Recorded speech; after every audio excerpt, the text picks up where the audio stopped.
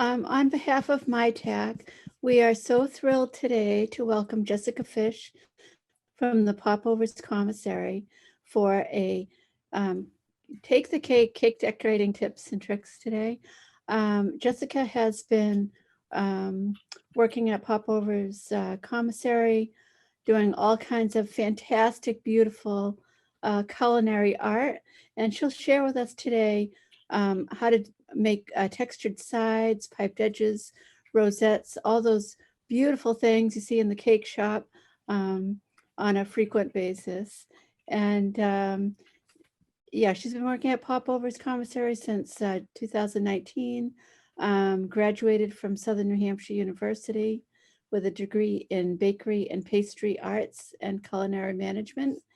And what a great thing to do today on a cold January day with a blizzard ahead of us. So on that note, I'm going to say, Jessica, take us away to the beautiful world of culinary art and cake decorating. Yes, so hello everyone. Thank you for joining us for this cake decorating demonstration. I'm really excited to show you guys some basics of cake decorating. We're gonna stack a cake and I'm gonna show you some icing techniques. And then I'm also gonna show you how to finish a unicorn cake, which was one of our, it's a very trendy cake right now and it's one we've made many times. So it's one of our popular special custom cakes that we do here at Popovers. So a little bit about our company. For those of you who don't know, we are part of the Tinios Hospitality Group. And so this includes the locations of the Galley Hatch restaurant and Tinos restaurant in Hampton, New Hampshire. And then we have the Grill 28 at Pease Golf Course in Portsmouth, New Hampshire, as well as our two Popovers locations. One is in downtown Portsmouth, New Hampshire, and one is in Epping, New Hampshire. And then us here at the commissary, we're the behind the scenes bakery. This is where all the magic happens. So we are just the production bakery. We do the cakes and the pastries, and we deliver them daily to our all of our locations. And the owners of the Tinios Hospitality Group is John Tinios and Chef Stephen James. So without further ado, I'm going to get started by showing you how to cut the layers of a cake to get ready to stack that. So I have a couple of freshly baked our vanilla cake sponges here. So and I have a turntable here that I'm using to cut the cake on. And then I just have a serrated cake cutting knife.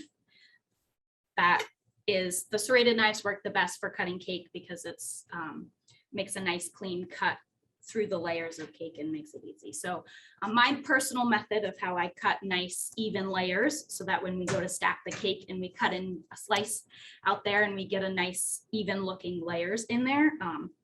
So I like to hold the knife in my dominant hand and I keep my elbow tucked into my body. So I'm not going to move my elbow around. You'll see it stay right tucked in here. That's my method of control to keep it from getting a wonky layer. So the first thing I do is kind of pick which level I want to put my knife at for the cake. So this is something that comes with experience of how thick you want to cut it or how thin you want to cut it.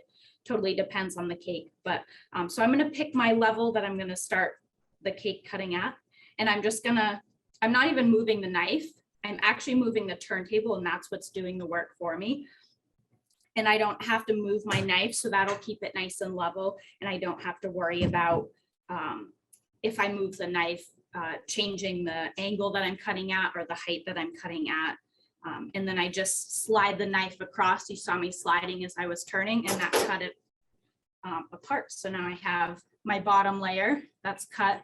You can see it's nice and flat. And then I have here a white cardboard cake circle. So this is the same size as the cake. It's an 8-inch cake circle and I have an 8-inch sponge. So I'm putting that is going to be my base of my cake. So I'm going to stack my layers on top of that. And then for the top layer, we're just going to trim off a little bit off of the top to kind of get it a little even because it's a little lopsided. Do the same method, just pick my height and just rotate it around. Let the turntable do the work. I don't have to move my knife across. And depending on the cake, a lot of times our vanilla cakes don't actually get a lot trimmed off the top. It just kind of takes the the skin off the top to level it off, because that reduces, we don't have a lot of waste when you do it like that. So this is our second layer. I'm just gonna stick it right on top of that for now. And I do have another sponge. We're gonna make a 4-layer tall cake today. So I have the 2 sponges to work with, and I'm gonna do the same method that we just did to cut this guy. Turn it all the way around.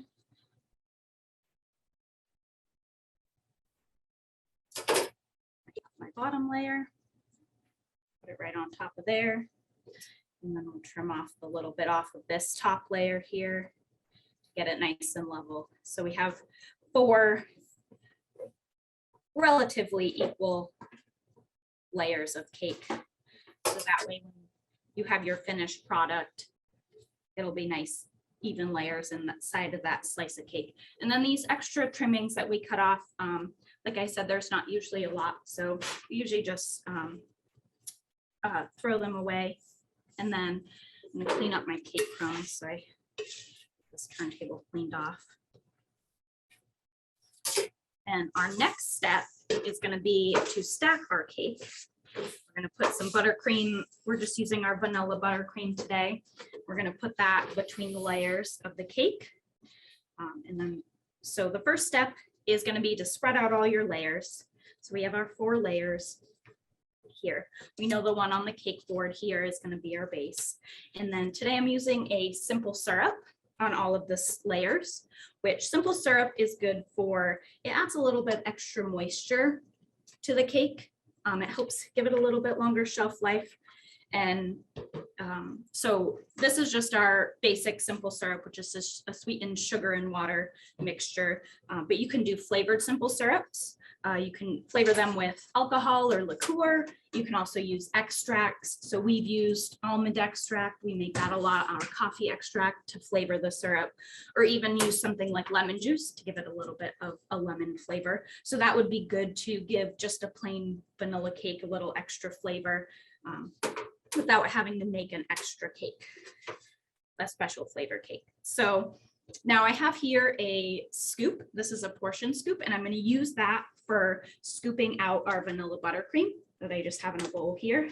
And the portion scoop is good because this allows for, we'll have nice even layers of filling inside of the cake, and allows us to control the amount of buttercream so we know exactly how much is being used in the cakes, and we have it all figured out for all of our different size cakes so that it's always consistently the same thing. And again, like I said, the nice even looking layers of the filling. So I've scooped it onto 3 of them because this 4th sponge is going to end up being the top of the cake, so we don't need to put a scoop of buttercream on there.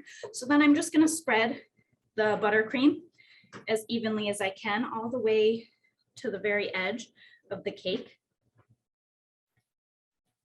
Do that on all 3 of the scoops that I've put down. And this is important to when you're putting the filling in your cake. You've noticed I've left them all unstacked and I'm spreading each one separately. I'm not stacking them as I go. And this is especially important when you get into softer fillings.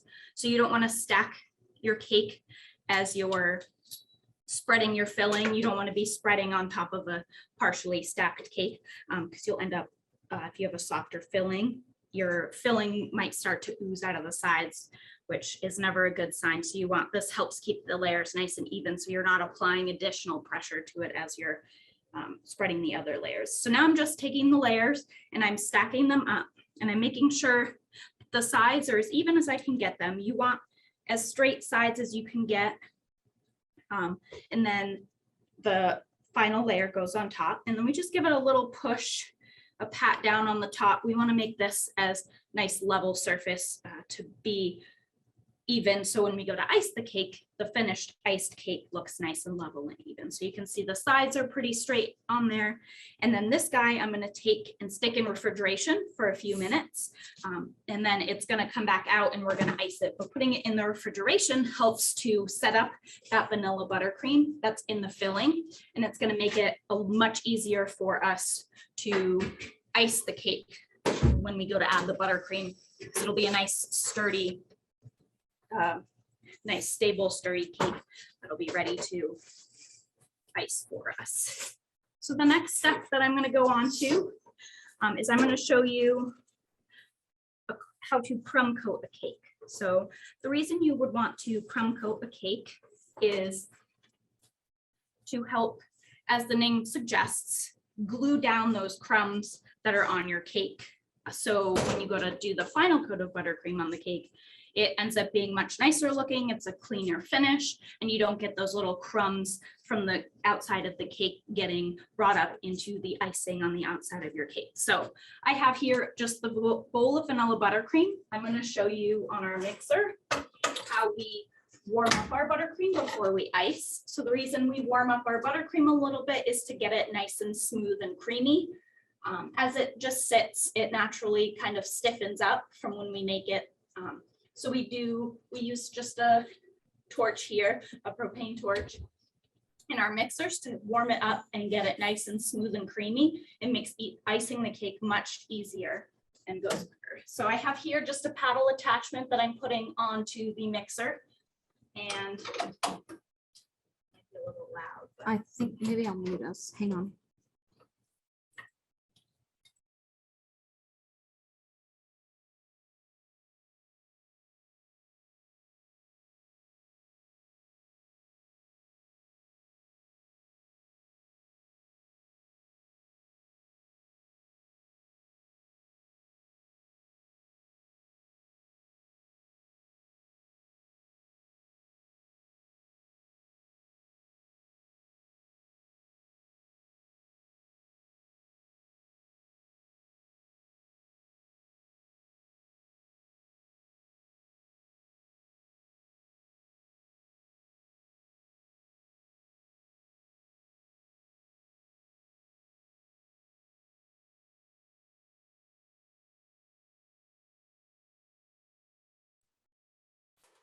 So I have warmed it up, and you saw as I was doing the torch, I was moving it around. So it's important we don't hold it in one place, because that would end up burning the buttercream on the inside. But as long as I was moving it around, it just warms it slightly and then allows it to be mixed and to be soft and creamy. And you can kind of see the nice smooth texture that came out of it.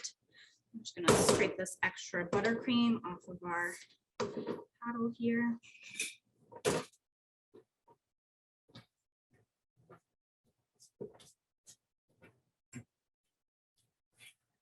And then I'm going to set myself up. So I'm pulling my turntable over here again.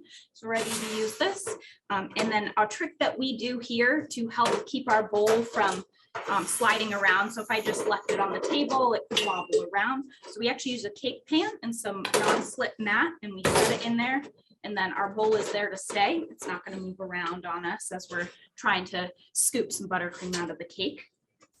So, hey, Jessica, we have a couple questions. It was very interesting to see you use that torch. You know, standard baker at home might not have a torch handy. Do you have any recommendations, or what do you so think? a trick that you can do to soften your buttercream is actually you can stick it in the microwave for a couple seconds at a time. I would do maybe like 3 to 5 seconds at a time, and then in a bowl that obviously can go in the microwave. And then if you just stir it up every few seconds in the microwave to kind of get it that soft and warmed up texture. We've definitely done that here before as well, because sometimes, you know, we only have the one torch. So that works just the same to just kind of warm it up gently in the microwave, as well as your mix it every few seconds, take it out of there. So that'll work as well. Very helpful. Right, so I have this cake here. I actually stacked up earlier to get it prepared. It's been in the refrigeration for a couple hours now, so it's nice and set up and it's ready to be iced. So for our crumb coat on our cake, what we're gonna do is just very thin coat of buttercream on the outside of the cake. And it's just to, like I said, hold those crumbs in. So when we go to do our final layer of buttercream, there's not gonna be any of those crumbs in our final layer of buttercream. So the first step to start icing your cake is you're going to want to start with the top of the cake. So you just see a pile of buttercream here. The amount that you put on top varies. So I'm just doing a crumb coat. It doesn't need to be a lot. And I'm just spreading it around and over across the whole top, and even you can see it kind of hanging off the sides a little bit. That's okay too, because I'm going to go around and I'm going to put the icing on the side of the cake, and this will help kind of build that side and top together. So now that I've spread the top out like that, I'm going to go onto the sides. So that's just taking a little bit of buttercream at a time, spreading it out. And since this is just a crumb coat, it can be thin. It doesn't have to be a lot of buttercream. It's okay if the cake shows through, and we'll be able to go back through after if we miss any spots. If there's any kind of holes to kind of add on there. So we'll go all the way around the cake. And you can see the application process. So we just want to cover up all the cake that we can see. And now that we have it all the way around, we're going to take a cake comb. So this cake comb, I don't know if you guys can see, but it has a straight edge here. And then it also has a couple edges that have different style combs on them, so it can do different designs in the cake. For this crumb coat, we just want it to be smooth, so we're going to use the straight side. I will show you later some icing techniques that use one of the special sides on there. So then this we're just going to use to scrape off the buttercream and smooth it out.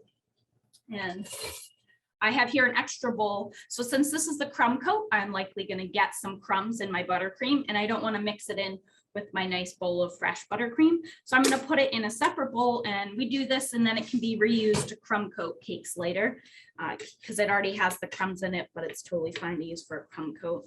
So I'm just going to go around and smooth out these sides. And since this is just a base coat and we're going to go over it again, it doesn't have to be perfectly smooth. Just want to get it as even as we can and a light coating. So now that I've gone around the sides and gotten those nice and smooth, you can see there's kind of a ridge at the top from the buttercream that was pushed up. So I'm just going to use my spatula now and I'm going to smooth that out, smooth those ridges, those lips of buttercream off and across the cake to make a smooth top.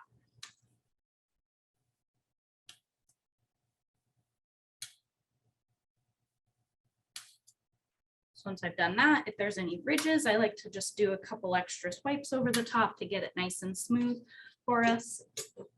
And take that extra crummy, the buttercream with the crumbs, and put it on there. I'm also going to scrape the excess buttercream that I have here on my turntable off, just so it doesn't get stuck to the board. And then this cake that has been crumb coat is going to go into refrigeration again until we're ready for it in a few minutes to do the final coating of buttercream on the cake. So let that chill in refrigeration to set it up, and that'll make the final coat of buttercream much easier.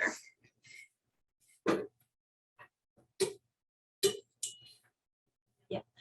So now I'm pulling back out the cake that you guys saw me stack up that's been in the refrigerator for a couple minutes, and it's set up so that we are ready to ice that. And I'm going to show you a few different icing techniques that you can do on cake that are the basics. So again, it's going to be the same process that I use for the crumb coat on this cake, is to start on the top.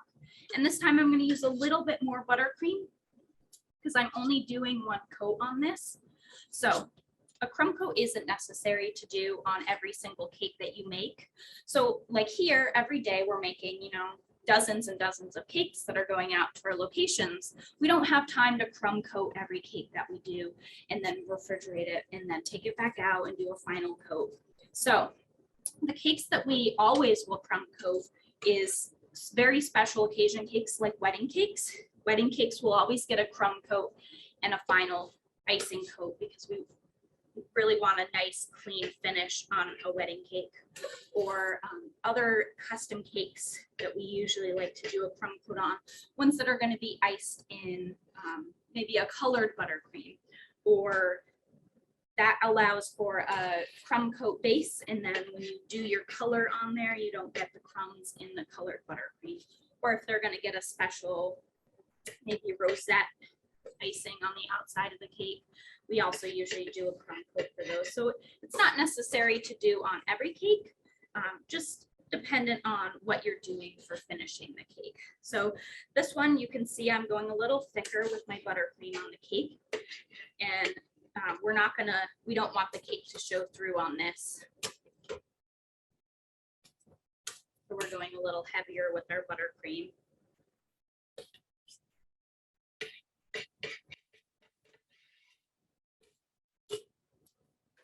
So the first style I'm going to show you is going to be a smooth side. So that's the easiest and most basic way that you can finish the outside of a cake. And I'm just going to use that straight edge of the cake cone that I used on the crumb coat. I'm going to do that same thing to smooth out the edges. This time I'm going to make sure it looks, get it nicely iced since it's the final coat on the cake. So I just take the flat edge and I just run it around the side, and I want to make sure I'm scraping off. You don't want a thick, heavy gobs of buttercream on the side. So you want to make sure there's like just a special touch. You want to get just the right amount that you scrape it off, but I don't want to scrape so much off that you're going to see the cake through like I did on the crumb coat. So it just comes with practice of getting like the right level. You get a feel for if there's a lot of buttercream on the side or not. Just comes with experience. So I've gone around the sides and I've smoothed it out. I'm going to do the same thing that I did on the crumb coat for the top and just smooth that out on top.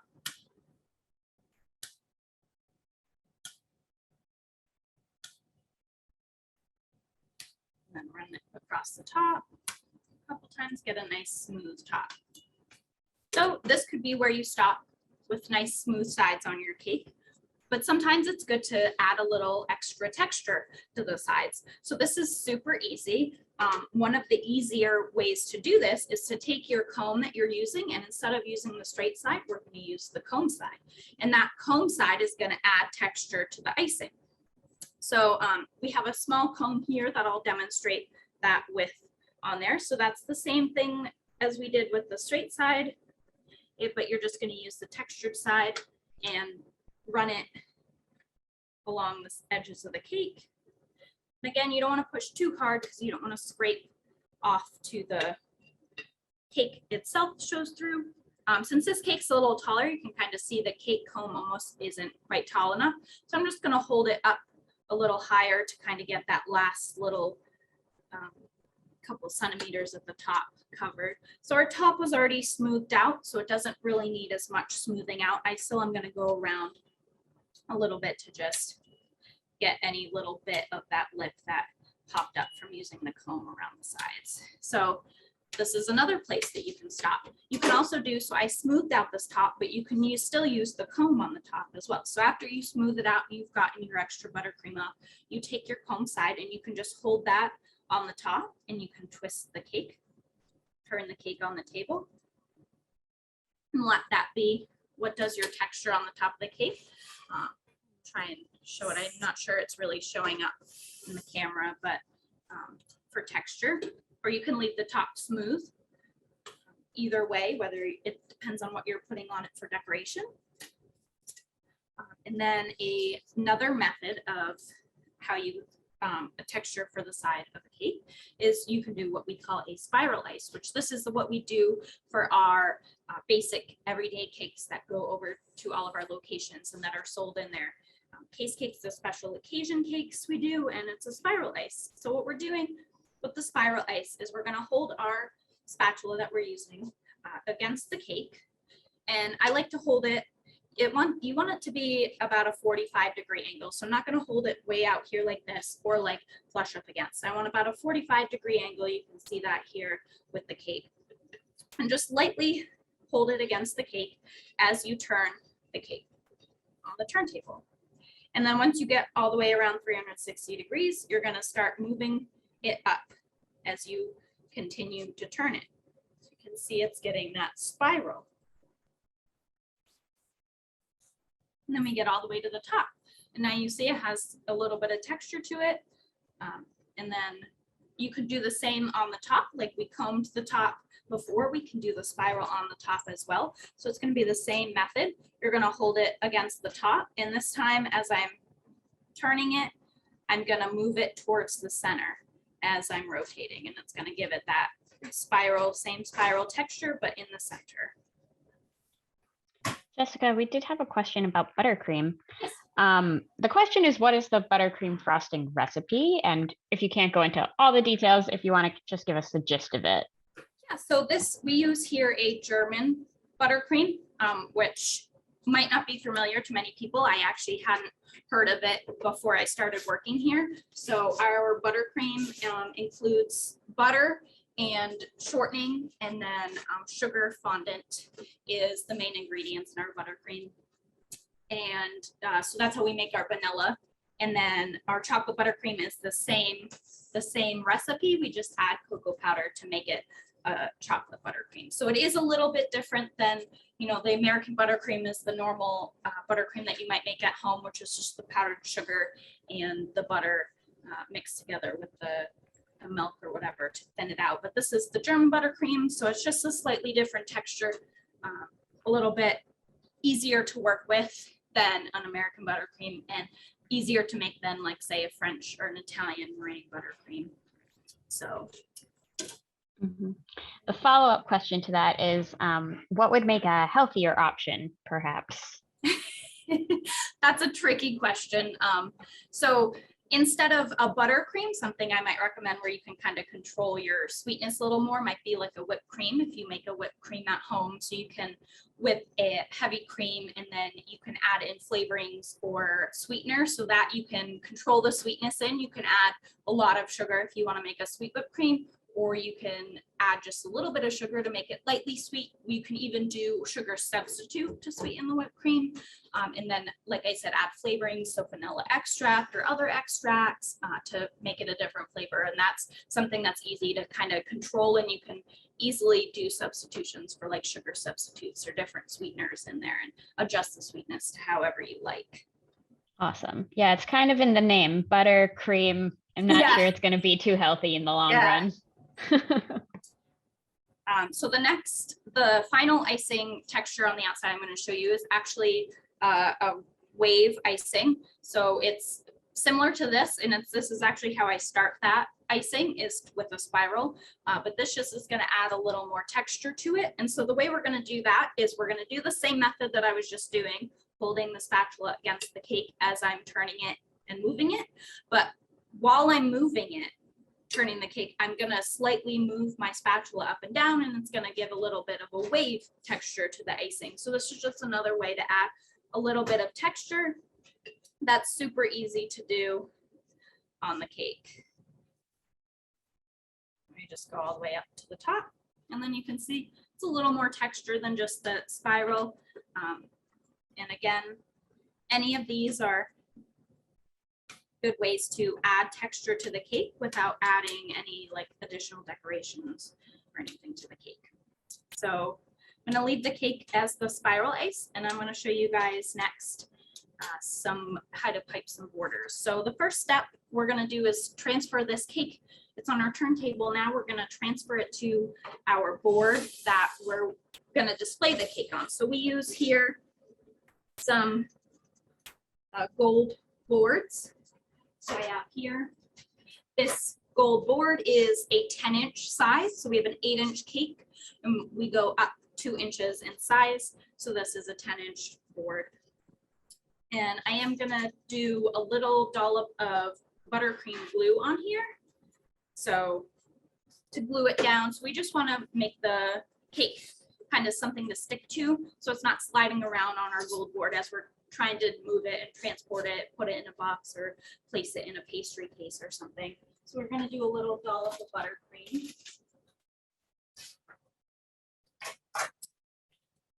Doesn't have to be a lot.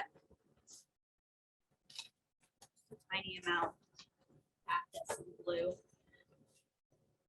And then just transfer the cake. So what I'm doing is I'm using my spatula and I'm sliding it underneath. And then on the other side, I've lifted it and put my fingers underneath it. And I'm going to use my spatula on the opposite side of my hand to kind of be the support over there as I move it over. And then I just set it on the gold board.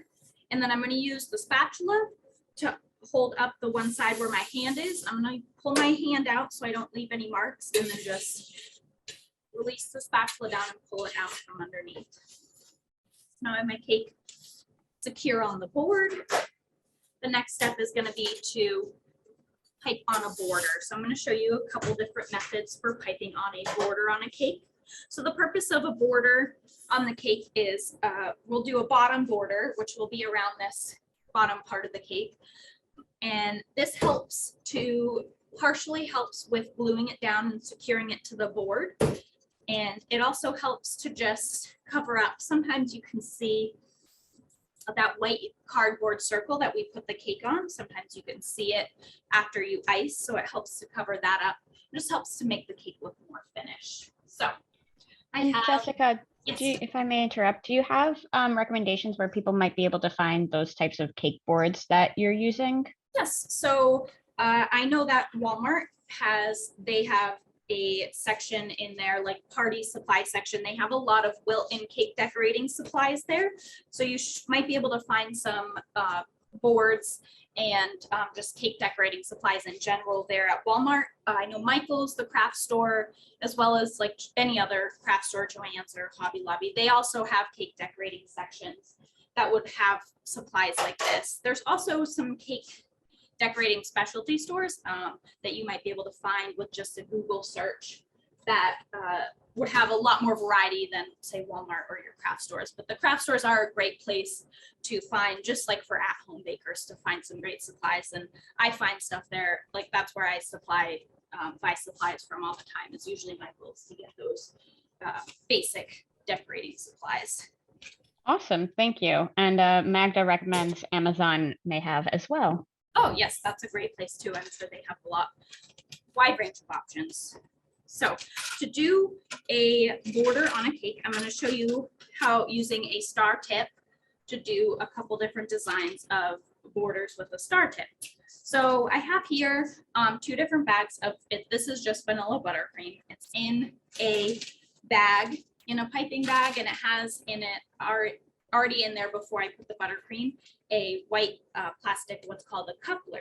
So the couplers come with an outside screw-on part, and then the inside plastic one. I'm going to get one to show you that's not in a bag right now, so you can see kind of what they look like. And then, so these couplers are used to, you put the interior part of the coupler. So this part goes inside of your whatever bag you're filling with whatever buttercream icing. And then on the outside of the bag, we're gonna, you can place a tip. So you can take the tip off and put a different one on, is what these couplers are good for, is exchanging the different tips. So you put it on, and then this piece becomes the part that you screw on the outside of the bag and holds the tip onto there. So as I said, I've already put the inside portion in this bag. And so then I have here a star tip. It's just a standard star tip. We have a lot of different sizes. There's a lot of different sizes and shapes for all decorating tips for cake decorating. So it really just depends. A lot of times when you buy them at the store, you can see they'll show you kind of like a sample of what design or how the piping will come out of the tip in a little diagram or a picture to show you. So that's a good way to kind of get an idea of what it's going to look like when it, for what you might be able to use it for. So I just have a small star tip here that I'm going to use. And for the bottom border on the cake, I'm going to show you a shell border. And so a shell border, a little closer here. So for the shell border, we're going to do the motion we're going to do is kind of a loop. So we're going to go up and out and then drag a trail behind. And as we're dragging our tail, we're going to let up on our pressure, which is what ends the loop. So I'll show you, pick a starting place, and then you want to hold your bag. You want it about at a 45-degree angle with your cake in the board, the side of the cake in the board. So about here, you don't want to hold it directly like this because it will just be too flat up against the cake. So you want to do it like this, and you squeeze the pressure, and as you go forward and then back, and then as you're pulling it back, you let up on the pressure, and you can see there that it left a little tail and then eventually stopped. So where that tail ends is where we're going to start our next loop of our shell. So same thing, you bring it forward and pull it back and let up on pressure. And you just do that, continue that motion all the way around the cake. And this is just called a shell border. It's the one of the basic bordering techniques, and usually what we do on most of our cakes when we do them. So I'm just continuing around. And Jessica, the buttercream that you're using to pipe, is that from the refrigerator or is that heated? So it's neither. It's not cold. You don't want to use cold buttercream because it gets very firm and it would be difficult to squeeze. So this is just, I haven't heated this. It's just room temperature buttercream. You can heat it if you have a very airy buttercream or if it is a little more stiff, but usually just my hand heat on this bag is warming it up enough to be a nice workable texture to squeeze the buttercream out. Great, thank you. And so I'm doing this on the side of the cake away from me just to demonstrate for you guys. But most of the time when you're doing a cake yourself, you're going to be doing it on the side of the cake that's closest to you. So you'd be doing it in front of you so you can watch what you're doing. I'm just doing it from this side to demonstrate to you guys. So, but normally it would be something more like over here where you can see what you're doing, see where your border is going as you go around. You can see we're almost met up with where we started. So we're going to do the same thing, just kind of end there. So usually wherever you start and end your border, you'll usually make that like the back of the cake is usually how you want to do it, or pick whatever you think is the best looking side of the cake to be like what you're going to look at the front. So that's the bottom shell border. Also show you a top border. So I'm not sure the official name of this border style, but I call it the loop-de-loop border. So all we're gonna do is we're still keeping the same star tip on here, and this is just going to be a different looking style for the border. So we're gonna go and we're gonna drag the piping bag drag a strip of buttercream maybe an inch or so. It doesn't really matter how long you make these little tails that we're starting out with. It can be as long as you want or as close together as you want. It just depends on what style you're looking. So then you'll go and do a loop with the buttercream in one direction. So I'm going to start by going clockwise with it, and then I'm going to drag another trail of buttercream about the same length that I started with. And then I'm going to do a loop in the opposite direction. So I went clockwise first. I'm going to go counterclockwise this time, and then drag another trail of buttercream. So I'm going to repeat this going clockwise and then counterclockwise for each loop as I go around, and still dragging that tail about the same distance between each loop that I do.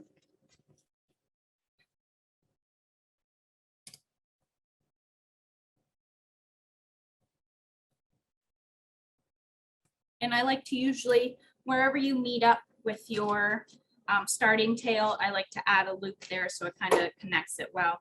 And like I said, you can make the tail as long or as short as you want.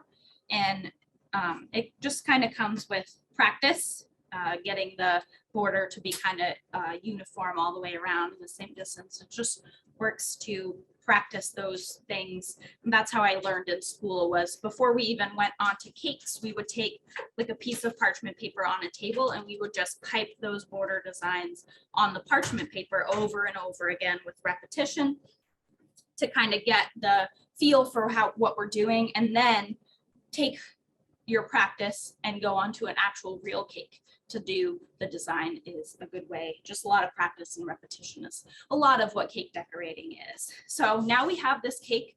It's been iced. It has the borders on the top and bottom. So this is a great blank canvas to add any kind of decorations you want. So you can write a message on the top of the cake. Ooh, slid a little bit on me there. You can write a message on the top of the cake. You can put fresh flowers on it. You can add sprinkles. You can do a lot of different things to kind of finish off this cake. This is just basically a blank canvas to be worked on. So that guy is going to go away. We're kind of finished with him, but we are going to pull back out our crumb coated cake that we had, and we're going to do a final coat of buttercream on there, and I'm going to show you guys how to finish a unicorn cake. So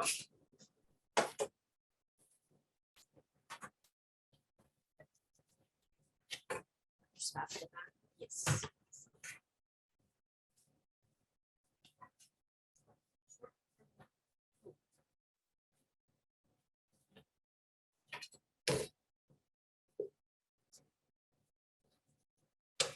So I'm actually going to warm this buttercream up again because it's been sitting out for a little bit. And it is pretty cool in here. So it actually has gotten a little bit stiff from just when I heated it up a little bit ago. So it's a good way to keep it nice and smooth and creamy. And it really is the easiest way to make it easier to ice the cake.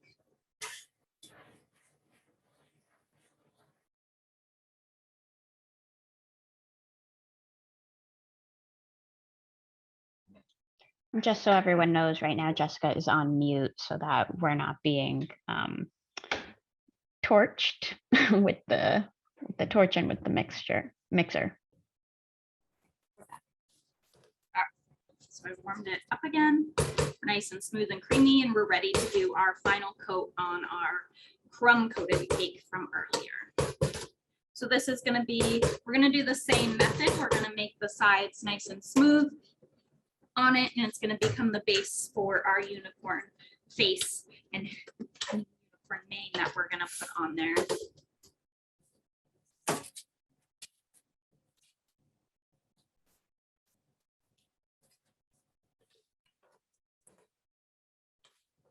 Same method. We'll start at the top just like we did it the other 2 times on icing the cake. And this is going to be, since we already crumb coated the cake, we can go lighter on our final icing outer coat.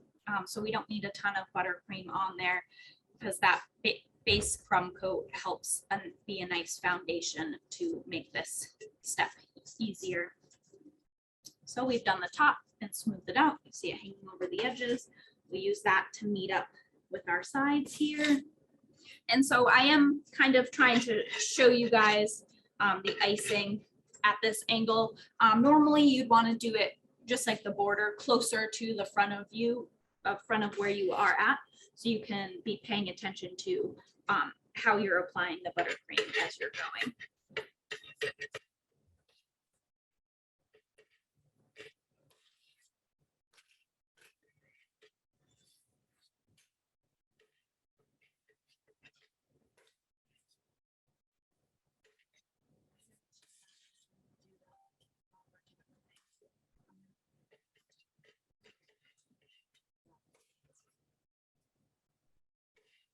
Now that I've applied the buttercream all the way around, we're going to use that straight edge of our comb again to smooth out the sides.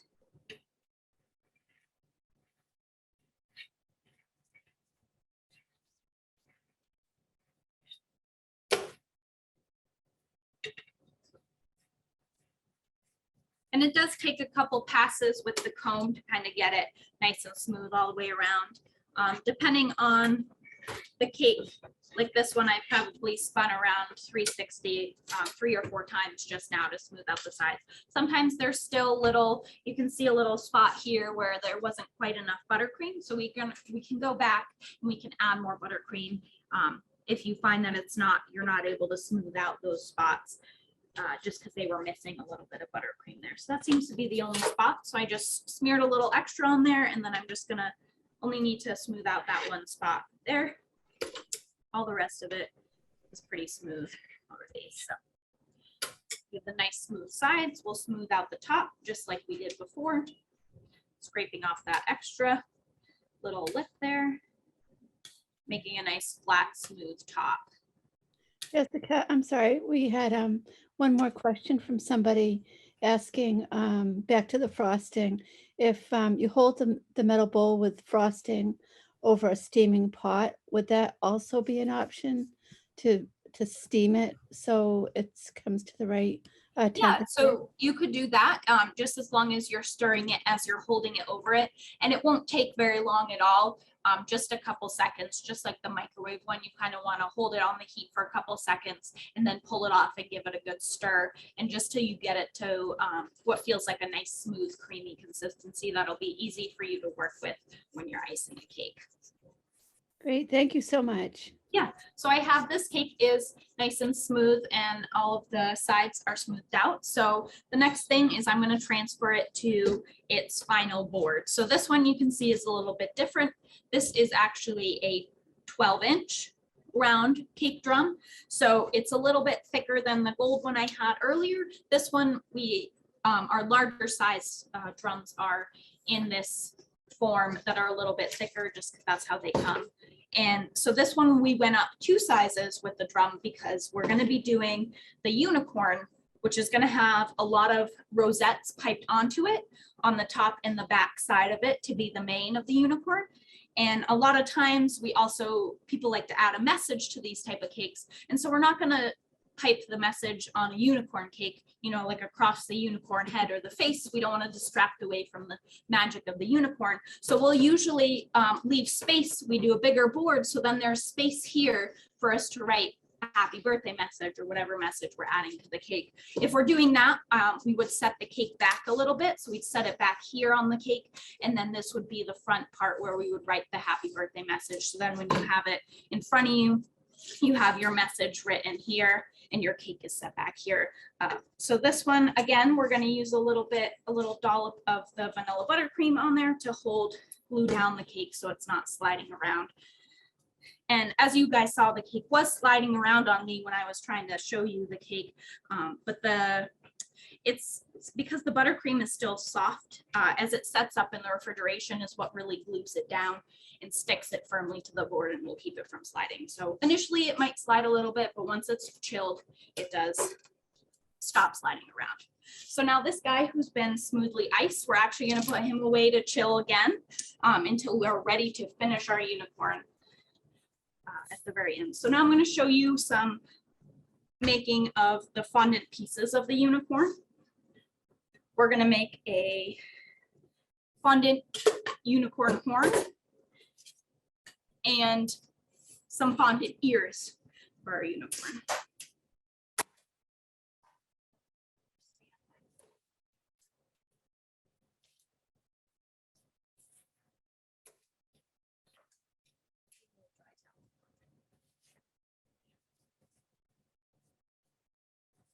So I have mixed up some golden colored fondant, as well as I have a little portion of white colored fondant here. So we're going to use the golden colored fondant. That's going to be our unicorn horn and the interior part of our unicorn ears. The reason we start with a golden color fondant is because we're going to use some nice shimmery gold spray on it to give it that metallic look. So the gold color base helps to make it pop a little more as a gold color, as opposed to just the gold spray over a white fondant. So I'm just going to take a little piece of the golden color fondant. We're going to make the horn right now. So it doesn't have to be a huge chunk. It also depends on what size cake. So we kind of try to scale our unicorn horns based on the size of the cake. So we have an 8-inch one today.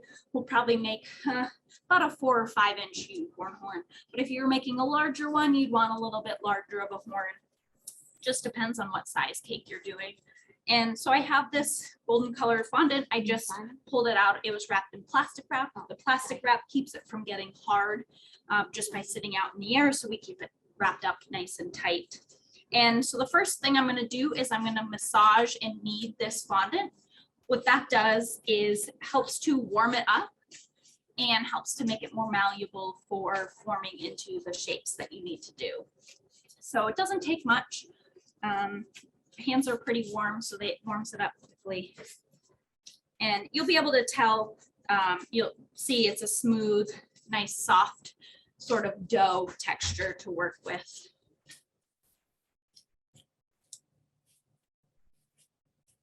So now that I've warmed this up, we're ready to start on our horn. So what I have here, this is a wooden dowel that I've cut down to be this length. And this is going to be what we attach our horn to.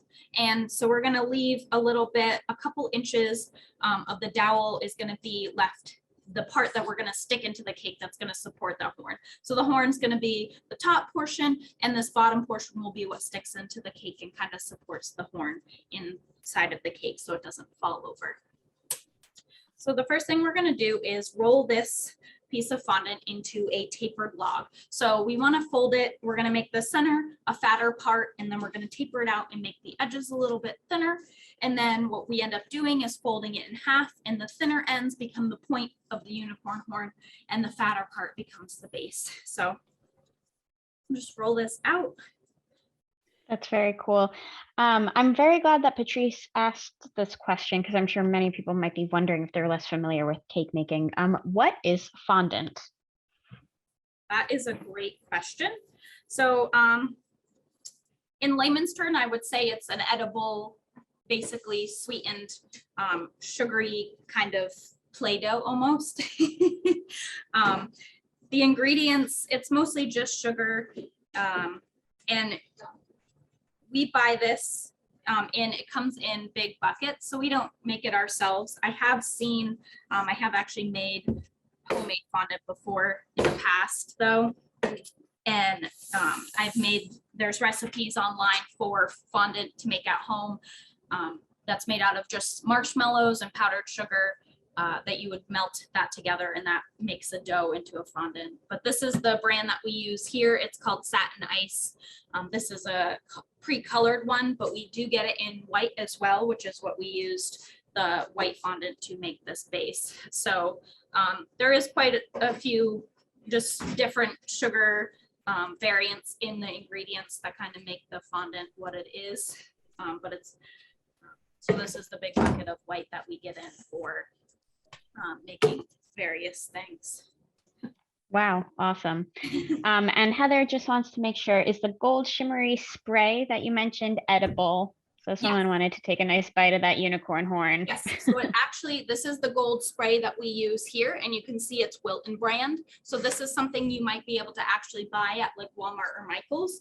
And we have it in several different shimmery versions, and we also have it in different colors. It comes in a variety of colors. All of them are edible to be sprayed on any portion of the cake. So we're spraying it on fondant today. You can actually spray it directly onto the cake, which we will also do with the pearl shimmer spray. The pearl shimmer spray is the secret to every unicorn we make. It's what gives the extra little bit of magic shimmer to it. But yeah, so we have these Wilton sprays, and they are totally edible, that can be used on fondant items, on cakes directly, on any kind of decorations you're putting on the cake. They are all edible. So, all right, so now I have this tapered log here. You can see I did taper it a little bit, and then I have some fatter ends. I am just going to cut the fatter pieces off the end, and then we'll end up twisting these a little bit thinner to be the tip when we get to that point. So the next step will be to fold our tapered piece in half. So we have the fatter middle part is going to become our base. And now we have our two skinnier ends that will become the tip. And we're just going to give this a twist. That's how you get that unicorn horn look. So once you get it relatively twisted, what we're going to use to kind of glue the horn together, the twist together, is just water. We just use water for our fondant glue. They do make specialty like edible glue used for like fondant work and stuff, but these are the rainbow assorted colors that we have of the same Wilton brand color spray that we use on a variety of cakes as well. Beautiful. We're just going to use a little bit of water. So I have just a little cup of water here, and just a paintbrush is how we're going to apply that to the fondant to glue it together. That's all you really need, is a little bit of water. The extra moisture painted on the fondant will make it sticky enough to glue whatever pieces together that you're doing. So I'm just As you do that, Jessica, I'm just going to mention Frank dropped in the chat a link to Walmart where you can buy the fondant, and Anthony mentioned that Michael's does carry both Satin Ice fondant and the Wilton decorations. Perfect. And they can use Yes, another option as well for making like decorations like this is gum paste, which is very similar to fondant. It's a little stiffer to work with when you're working with it, but it dries up much more firm and stable compared to fondant. It just gets, it dries quicker and is a better, for like delicate items, gives it that extra structure that it needs. So I glued these pieces, the twist together. So now I'm gonna take my dowel and I'm gonna push it up into the center of the unicorn horn. As I do that, I'm gonna be kind of gentle with my hand here, try not to squish it, but it's kind of a delicate process to kind of get the right amount of pressure to get it all the way up there. And as I'm pushing it on, I might need to just rework it, kind of reshape it once I get it all the way up. So I'm not going to push it all the way out through the top because we want to kind of put this to a point when we're done. So I'm going to go almost all the way to the top, but not quite all the way up. And then now that I have it on there, kind of reshape it and get that point how I want it. I need a little more water or glue in there as you go to kind of keep it together.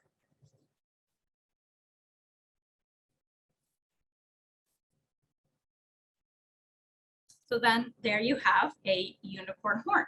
So for this kind of decorations that that we did, I actually made ahead of time. I have an already made unicorn horn and unicorn ears because you actually want these to set and dry to get firm and hold their shape for when you actually place them on the cake. So right now in the winter time, it's pretty dry, so you don't need as much dry time. You know, it can just take as little as a couple days for them to dry. In the summertime, we run into the issue with humidity that it takes a lot longer for any kind of fondant decorations to dry. So you really need to plan ahead with those and get them made couple weeks before you actually want to use them to make sure that they get enough dry time. So these guys wouldn't be able to be, this horn wouldn't be able to be used today because it wouldn't hold its shape, wouldn't be stable and secure to use on a cake today, but I could use it a few days from now once it's sat out in room temperature to just dry up and get firm. So now I'm going to cut out a portion of the ears.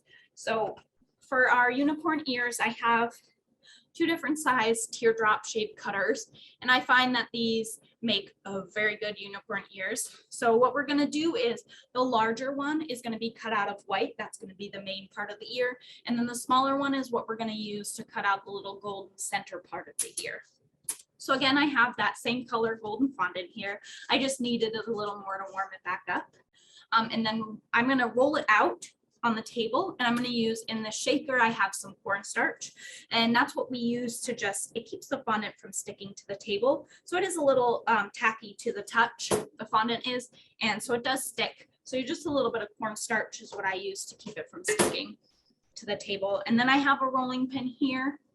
This is a pretty small, thin rolling pin. It's good for small fondant work, like such as cutting out these little tiny ears.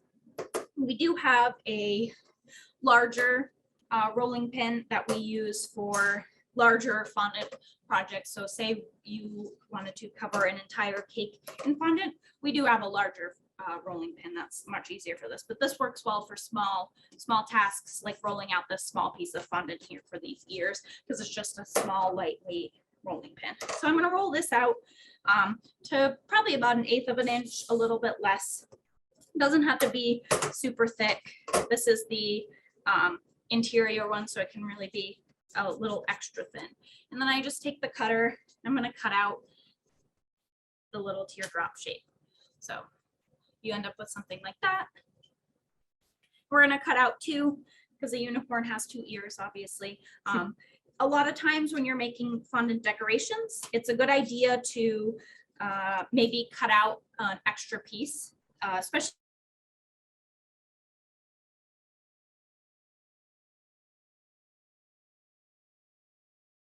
if it's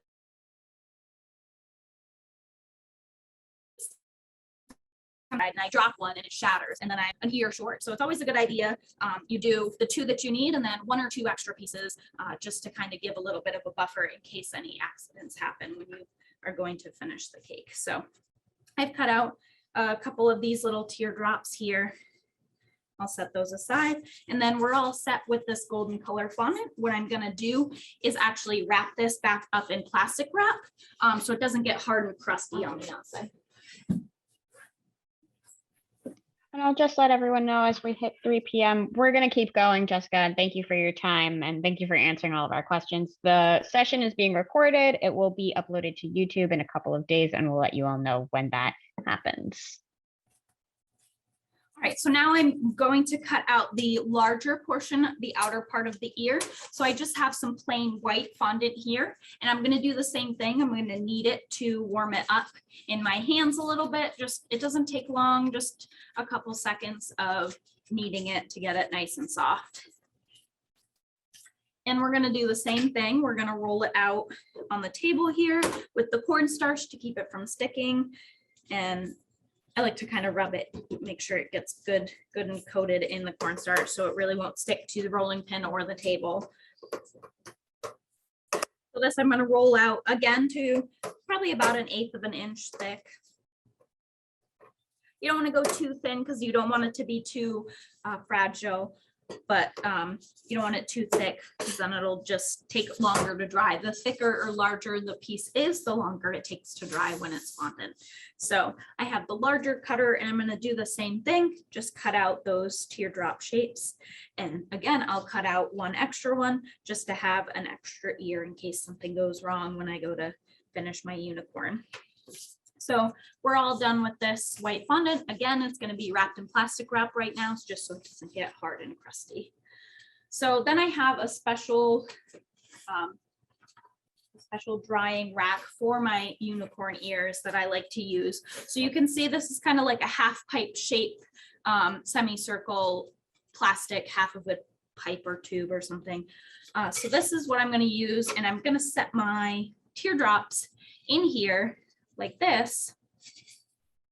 You can kind of see, you'll probably be able to see the golden one in there better, but it just lets them dry with a little bit of a curve to them. It just makes them look a little more natural, a little more like a little more dimension than just if I were to lie them flat on a table to dry or a tray to dry. And so if you didn't have something like this at home, there's a lot of different things. So you could actually, any kind of like container or round cylinder, like say this spray can, you can set it down on wherever you're gonna leave your items to dry. And you can also just drape them over the outside to kind of give them that curve. So you can kind of really use household items to kind of be your tool to set your fondant on to dry, just as long as you set it somewhere and leave it untouched to dry. I do that all the time here. I will maybe crumple up like paper towels if I kind of need something to dry, like with texture or shape to it, and I don't have the specific tool, or just anything I can find to kind of be the shape that I want it to be. Doesn't have to be a special tool like this is. You can use any around the house items. So then I set the teardrops in here, and then I'm going to set this aside. Like I said, it takes a couple days to dry. I'm going to just leave them untouched and somewhere where they're not going to get moved or bumped or something to dry for the cake.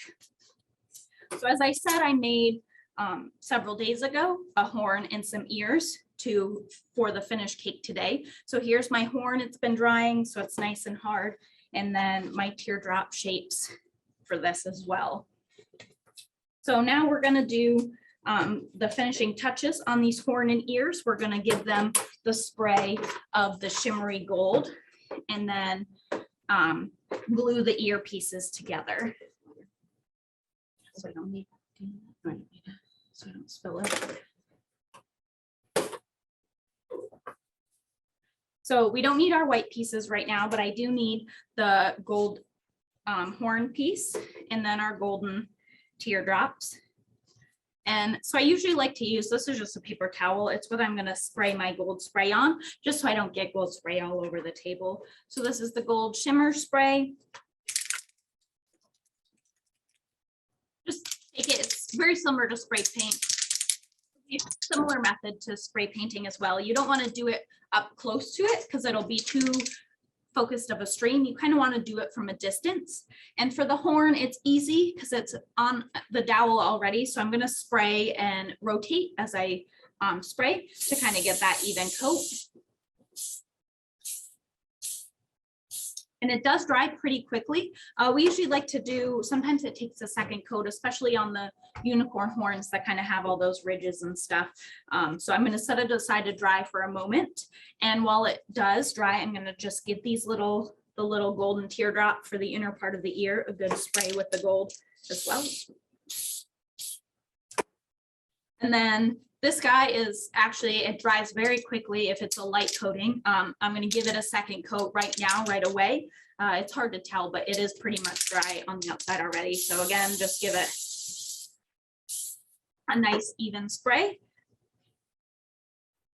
And then our gold teardrops are dry as well. So now I'm going to glue them together, glue them onto our white teardrop pieces. And so what I like to use to glue these hardened pieces of fondant is actually just melted white chocolate. This makes a great glue because it sets up firm at room temperature. So it'll cool down and be a hardened glue to keep the pieces together. So it's a good structure. So I just have over here some already melted white chocolate that I'm going to use, and it doesn't take a lot. So I just have my tiny little teardrop, and I'm going to place the other teardrop right on there like that. So I'm just going to do a tiny little bead of the white chocolate at the base of the ear. So here you can kind of see it's just a little tiny bit of the white chocolate. Then I'm going to set my gold part in there. And then it does take a couple minutes to kind of set up firmly. So I'm just going to set it aside somewhere where it's not going to get touched for a couple minutes to dry. Do the same on the other ear, just a little tiny bit of the white chocolate to be the glue. Set in. Jessica, could you use frosting or buttercream as glue again here? You could, yes. The reason I like to use the chocolate is because, as I said, it sets up hard. It hardens at room temperature. Your buttercream will kind of stay soft at room temperature, so it's not as stable as a glue, but it can definitely be used in a pinch if you're serving the cake right away and you don't need to have that kind of stability, then it can be used. So I'm going to set these horns and ears off to the side to just set up and dry completely before we need them for our finishing of the unicorn.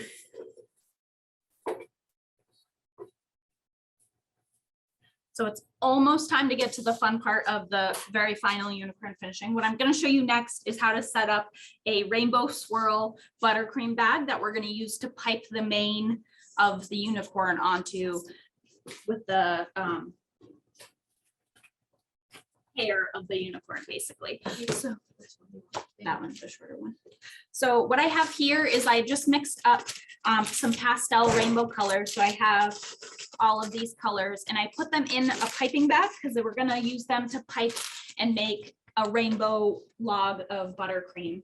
So the way that we do this is it actually, I use plastic wrap.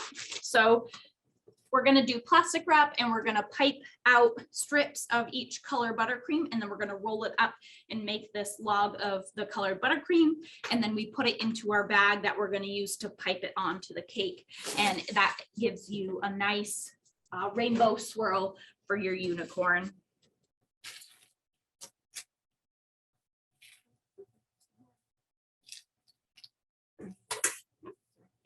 I'm just gonna, these are just in plastic piping bags. I'm just gonna cut the tip off. There's no coupler or anything in here. It's not necessary because I'm just squeezing all the buttercream right out of the bag. So I'm just gonna cut the tip off into the trash of all the different colors. So like I said, I did rainbow here for this unicorn, but a lot of times we can customize it to be whatever colors the customer wants. So you can use the favorite colors of whoever the birthday person is. We've done brightly colored unicorns with bright rainbow colors, pastel ones like this. a common, pretty popular one is just like a pink and purples.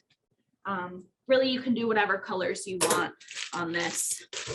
So now that I have all my buttercream bags open, I have my piece of plastic wrap set out on my table.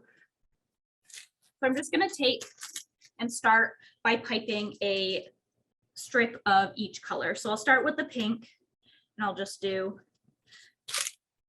a line like that. And then I'm gonna go over again and do another line on top to kind of make it a little fatter. How much buttercream you need depends on how big your cake is.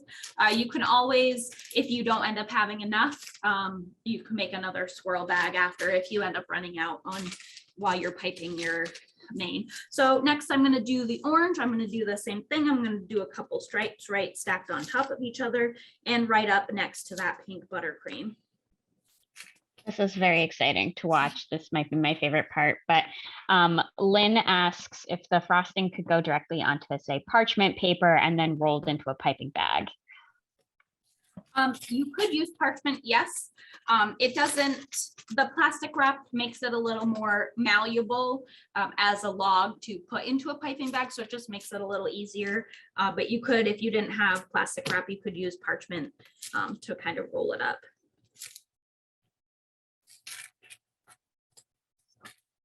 Couple more colors left. We're on to blue. And then purple.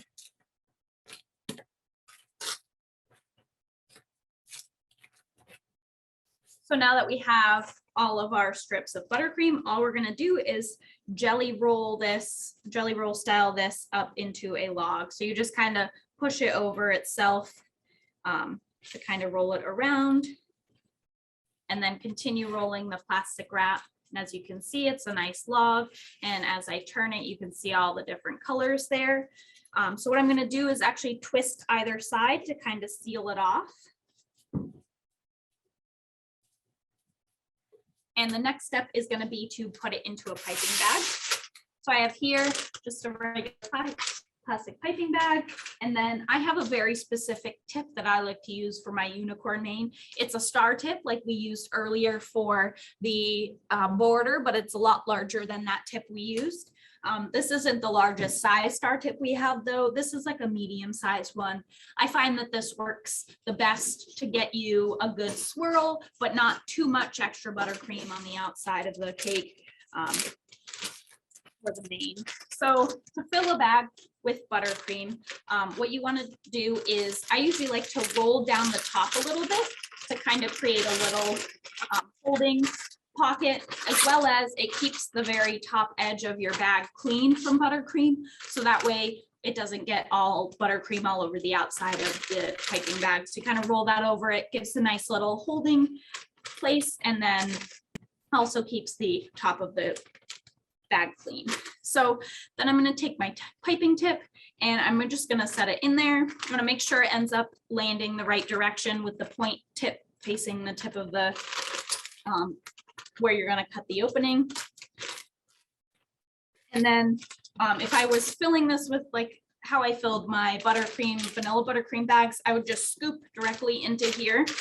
Since I have my rainbow swirl roll here, what I'm going to do is one of the ends, that's going to be the end that goes closest to the tip. I'm just going to cut off my plastic seal. This is going to be the end that the buttercream is going to be squeezed out of into our rosettes. So then I'm just going to pick it up and I'm just going to take that cut end, and that's going to be what goes into the bottom of the bag. And then I unroll my edges that I rolled up and I pinch off the top of the bag where the roll of buttercream is pinched off with the plastic wrap. And I'm just going to give it a couple twists to kind of seal it off. And then now I can cut my tip off of my piping bag. So you want to be careful. You don't want to cut off too low on there. So you want to just cut off enough so that the star part of the tip is extended out of the plastic, but you don't want to cut it off so far that the tip is going to pop out of the bag when you go to squeeze it. We've had that happen many a times here because it gets forgotten. Yeah, it gets cut too short. So I'm just going to push the tip back down a little bit so I can cut off enough so that all of the star tip shows. So it wasn't a lot that I cut off, just about an inch of the tip of the piping bag. And then I can push the tip back through. You can see all of the star tines pointing out of the bag, but it's not going to pop out of the bag. So I'm going to give it another couple of twists.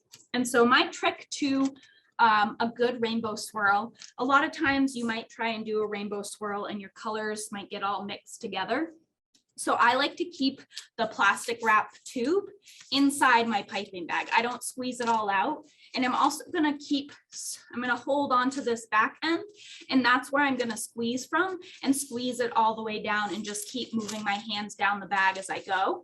I'm not going to squeeze from any other part of the bag, because that's what also will, just your hand squeezing the bag will start mixing the colors in there instead of keeping them as a separate swirl on the cake. So now we're ready for the most exciting part, which is adding the rosettes to the main on the cake. So I have here the cake that's been in the refrigerator chilling, that I iced smooth for the final unicorn cake. So the first step is to find what you want to be the front of your cake. Usually I pick the nicest looking side to be the front. Not just because that's what your customer or you're going to be looking directly at. So you want, if there's any tiny blemishes anywhere, put those in the back of the cake. So no one's going to see those. You like to pick the nicest side to be your front. So I'm going to make this side my front of my cake. And so the first step in the unicorn main is going to be to do one single rosette, and it's going to be kind of the hair kind of coming down in the face. So it's going to be just one rosette, and it's going to be in the center of what will turn into the unicorn face. And it doesn't have to be super far down. You just want to kind of just right over the top edge, right about here is where we're going to put it. And to pipe a rosette, it's just going to be a circular motion as we're squeezing our piping bag. And as you get to the very end, you stop squeezing, but you continue your circle motion, kind of tucks the tail of your rosette in. So like I said, the one single one to start the front here. And then you have that. That's going to be front and center part of your unicorn face. So the next step is going to be to bring the unicorn mane, and we're going to bring it in a triangle shape across the top of the cake. So what I like to do for the triangle shape is you can either eyeball it, or you can also even take something like this spatula, and I can draw, or kind of not draw, but just gently make a mark of where my triangles will be. So that way you have straight lines and you can kind of make sure they're even, but you're not quite committed to actually putting them on there yet. So if you need to adjust or move your angles, it's easy to do if you just use this to mark it first. And the next step, I'm just going to continue doing the rosettes. I'm going to follow along the outside line that I just traced on there first, and then fill in all the center with the rosettes. And these rosettes can be really any size you want. You can do small little rosettes or larger ones. I like to do a variety of sizes. It kind of gives it a little bit of texture, a little bit extra dimension on there. And as I'm going, I'm squeezing from the top of the bag, and I'm also continuing to twist it so that my buttercream isn't being squeezed out the back either. So I've done the one line here. Now I'm just going to do the same thing on the other side.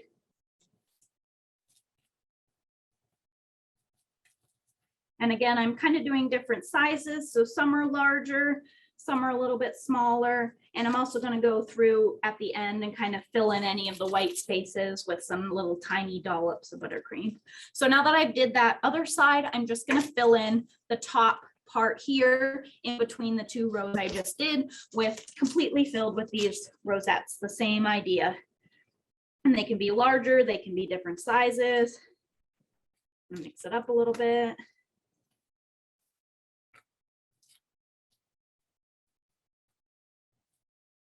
And you want them, you can do them so they're totally touching each other and you can't see any white space between them, but it's also okay if you see little white spots through, because I'm going to go through after with this buttercream, and I'm just going to do some little dots of buttercream to kind of fill in those spaces. So now we have the top part of the mane is done. We're going to move on to the back portion. So for the back portion, you just want to bring wherever your rosettes hit the back edge and just go straight down with them. Fill in this whole back section with rosettes. So the first step is to just go straight down from your point that you were at on the side there, and you can go all the way down right to the board is okay. So you can see that goes all the way down. It's just a straight line. Do the same thing over here on this side.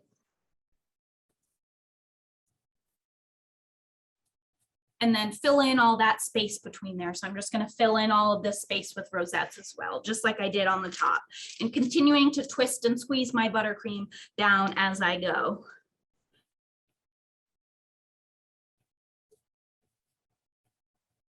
And you can see that the colors are still staying separate. They're not getting mixed together as I'm going into one kind of brownish blob of color, because we've had that happen before. So it's tricky. It's hard to control the buttercream, but I find that this method of keeping the plastic wrap tube in the bag itself helps keep the colors uniform, and then squeezing from the top all the way down, not squeezing from the bottom. So now we have our back all filled in. What I'm going to do to kind of give a little bit of dimension for the unicorn is I'm actually going to pick one side, either the right or the left, and I'm going to bring some of the rosettes forward a little bit so you'll be able to see it over here on the side. And all that is like, it's like the unicorn's hair. It's laying over its shoulder, you know, kind of give it a little bit more dimension so you can tell that it's supposed to be a unicorn mane from looking at the front of the cake. So for that one, I'm going to bring it forward a little bit on this side. So all I do for that is kind of pick an angle and do the rosette line at that angle again. And you just want to bring it forward so you'll be able to see it from the front. And then just fill in that space that you have with the rosettes there. So then now if we look at the front of the cake, you can see it over here on the side a little bit. So now what I'm going to do is I'm going to go back in and I'm just going to fill in any little spots. So you can kind of see there's a little white spot right there. You can see the buttercream underneath. I'm just going to do just a little squeeze, a star with the tip, just one single squeeze, kind of put a little dollop in there. And what that does is helps fill in those white spaces, also gives a little bit more dimension and texture, and kind of go around the edges and get those, fill in those spaces all around the top. Anywhere you kind of feel it needs a little more curving or filling in to kind of make it look complete.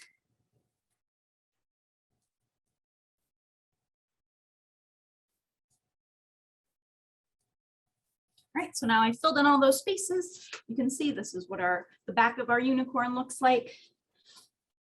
And then this is what the top of it looks like in the front of it. So now we're going to move on to drawing on the unicorn eyes. So drawing on the unicorn eyes, I usually like to do this in a black buttercream, and the style of eyes that I draw are just a closed eye with some eyelashes on it to be just kind of like cute little unicorn eyes. So I have the black buttercream is in a bag and it has one of those couplers in it that I used earlier. I'm just going to cut the tip off, and then I'm going to use a small different style tip than the star tip I used before. This one is just a round tip, and this is one of the smaller sizes that we have. So it's a nice fine point tip that's going to be good to get the fine details on those eyes. Again, I'm just attaching the tip with the outer part of the white coupler. And drawing on the eyes, all you want to do is we're going to kind of line them up so they're about halfway down the cake. And since this is your center, you just want to make sure when you're drawing them, they're kind of equal distant from the very center of the cake. And usually about halfway down the side of the cake is a good place to start. So I am going to turn the cake around slightly to try and show you how I would draw the eye. So this is something, if you wanted, before you actually started piping the buttercream on, you could actually kind of trace the line that you're using. So maybe you have like a small knife, or this is a offset spatula, something small with a kind of nice fine point tip. You could trace your outline, your shape of your eye first, just kind of etch it into the buttercream and then pipe over it. I'm just going to freehand it. I'm going to go straight with the buttercream. I've done it enough times that I feel confident doing that, but there are many things where I'll actually trace or etch into the buttercream before I start piping on the buttercream, just to kind of get an outline, make sure everything looks even and where I want it to be. So I'm gonna pick where I think the eye should go. And then it's gonna be like a semicircle, open semicircle upside down. So we're gonna go like this shape. So that's the general eye shape. And then what I'm gonna do over on this end is kind of add some eyelashes. So I'm gonna bring it up a little bit and pull it to a point. You see the little eyelash, and then just add a couple more little eyelash swipes over here like that. Now you see you have cute little eye with some eyelashes. So now I'm gonna draw the other one on the other side over here.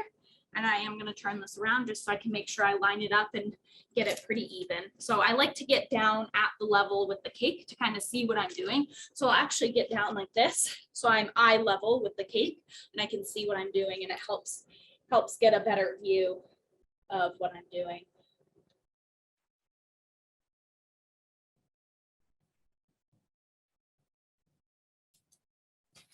So I think this is probably the trickiest part of this cake, is to get your eyes to be pretty even and level and look the same.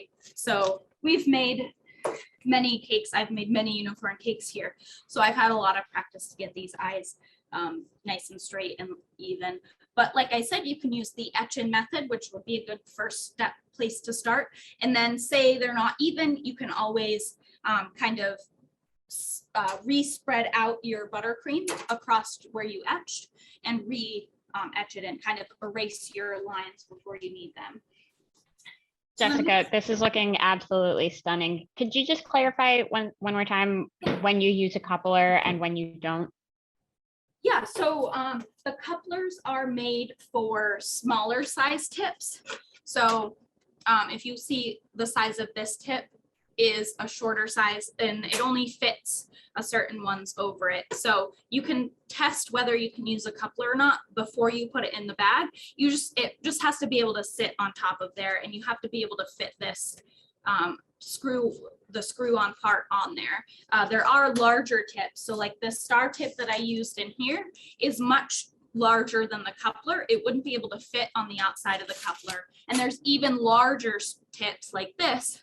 This obviously is much larger than this coupler, and it wouldn't fit on there. So these larger tips are the ones that just go into the bag without a coupler. It's just the small decorating tips that require the coupler.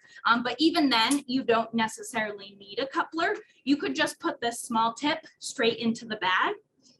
We only use the couplers here. It helps because then you can swap out your tips. So say you have a star tip on there and you need a straight tip like the ones I used on the eye. It's easy to just unscrew the coupler, put the tip you need on, and then you can take it off and swap it out and switch it around. Instead of if you just put it straight in the bag, you'd have to put it into a new bag with a new tip if you didn't use the coupler. Got it. Thank you. So a demonstration of actually swapping out the tip. I'm going to take this buttercream bag that I used, has the star tip that I used for borders earlier. I'm going to do a border on the bottom part of this unicorn where there isn't any of the mane. So this front part here, you can kind of see the white board there is showing through on the bottom. So we just want to cover that up. And I like to do on the unicorns, I use a round tip.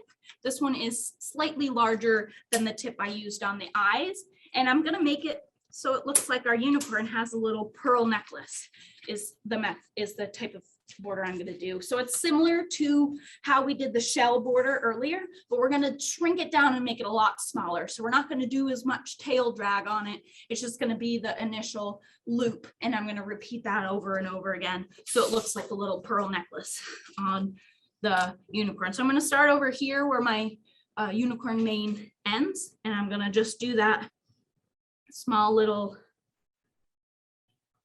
shell motion, but just with the round tip.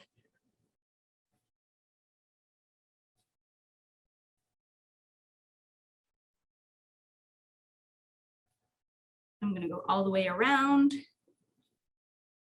until I meet up with the rosettes on the other side of the cake.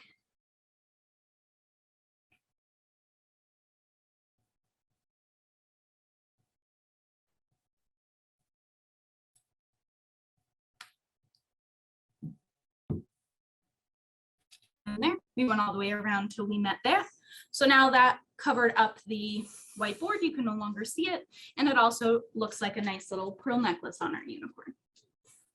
So the final step is going to be to add our unicorn horn and our unicorn ears that we made earlier.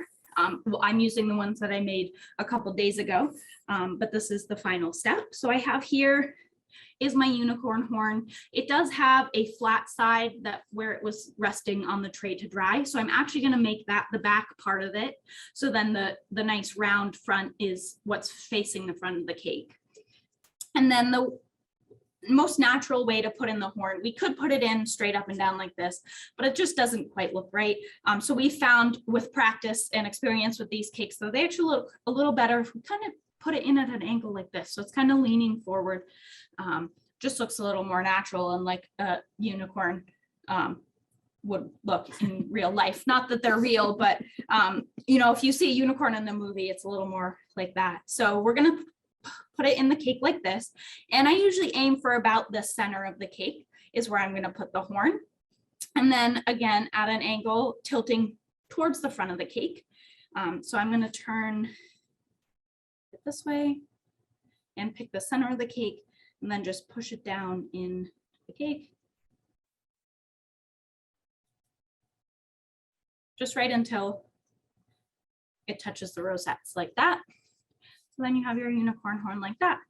And we're gonna take our ears, and we have here, these are the ones we glued together. And we're gonna put them just off to either side of the horn like this, and we're just gonna stick them in. You don't wanna stick them in all the way because you still wanna be able to see that gold part on the ears, but we're just gonna put them in there at an angle like that on either side of your unicorn horn. And then really the last final touch and the most magical part of the unicorn is this. We use the pearlescent shimmer spray, just like the gold I used earlier, but we're going to use the pearl and we're going to hit the whole unicorn with a little bit of pearl. Just gives it that extra sparkle and that extra magic as a unicorn. So go all the way around just from a distance and a light spray all the way around. And then there you have a magical rainbow unicorn cake. So that's all I have for you guys. So thank you everyone for attending. And if there's any last minute questions, can hear them out now. Yes, thank you. Wow, that was absolutely incredible. Like Jessica just said, if you have any last questions, write them in the chat right now. What a fantastic, beautiful final product that we got to see from start to finish. That was just amazing. Thank you, Jessica. Yeah, it was a pleasure to be here. So thank you for having me. Yes, and thank you everyone for joining us today and for sticking around with us for this extra long session. It looks like Frank just wrote in some questions. Let me take a look. Okay. How much simple syrup did you use back way in the beginning? Yeah, that's a great question. So as you saw, I was using a squeeze bottle that has a few holes in the top of the lid. I think it got put back in. So this is what we use here to apply our simple syrup. You can see it has a few holes in the top. And so it's really, you just want to get a light coating of the syrup. There's not like a measured amount, but you kind of just, really doesn't require squeezing, just tipping it over and gravity pouring out the simple syrup and getting it around the edges. And then in the center of the cake is really all it takes. You can also, another way to apply simple syrup is to just take a container of your simple syrup and then like a pastry brush. And that's another way, dip it in the syrup and brush it on the cake. So you just want a nice light coating and a nice even, spread it around all the way to the edge, get all the, cover all the cake with the simple syrup. You don't want to soak it too much because then it gets a little soggy. So it's really just a light coating is all it takes to give it that extra moisture and kind of extend the shelf life on it for a few extra days of delicious cakeness. Yeah, and you put that simple syrup on all the cakes, including that top layer, right? Yes, it goes on all layers inside the cake. Cool. And after the cake layers were built, how long do you recommend setting it in the refrigerator for? So it can be in there depends on how cold your layers are to begin with. So it's really good to, if you start out, if you can refrigerate your cake layers before you even start building them, that helps it set up faster. So ours came out of the refrigerator and then I cut them. So they were already kind of cooled down, and that helped quicken the setup process. But you can go anywhere, from just like 5 or 10 minutes, or you can leave it in there for up to half an hour or an hour to kind of get it really firm. It depends on how cool all of your sponges are, or also the type of filling you use. So the buttercream sets up pretty quickly because it's already pretty stiff, but if it was a lighter, softer filling, I might let it sit in there a little extra longer just to make it more sturdy and more structurally sound for when I go to do the icing step of it. Great, very interesting. And then Trudy asks how to make a dripping ganache. Is that done with like a tip, or how do you do that? Oh, yeah, we actually do a lot of ganache drips here. So we have our regular ganache our dark chocolate ganache that we drip on cakes, but we also do like colored drips. So we found the best way to do a ganache drip is you can make just a classic ganache. If it's dark chocolate, it's just equal parts of heavy cream and dark chocolate. And you heat the heavy cream and then add it to your chocolate chunks or chips, whatever you have, and stir that up until it's nice and melted. And then that can be what you use to drip on your cake. So if I were doing that, I would put it into like a piping bag like this and just cut a small hole in the tip and then kind of drip that around the cake. You can also do it with white chocolate and make the ganache that way. And you can color the white one with food coloring. It is important if you are making a colored drip, you would want to make sure your food coloring you're using is actually oil-based, not water-based. So most of the food coloring that you would buy from the grocery store is usually water-based, and that kind of affects the texture of the ganache. It causes the chocolate to seize. So it does require a specialty food coloring too if you're coloring a chocolate ganache drip. Oh, wow. I wouldn't have thought of that. That's really interesting. Awesome. That looks like all of our questions. Although Magda does ask who's the lucky winner that gets to eat this cake, but unfortunately, I believe it's just going to your shop. Is that right? Yeah, so we're actually going to send this over to our Galley Hatch restaurant, the bakery over there. So if someone would like it, it's the first person to come in and kind of claim it from the case over there is where it's going to be tomorrow. So.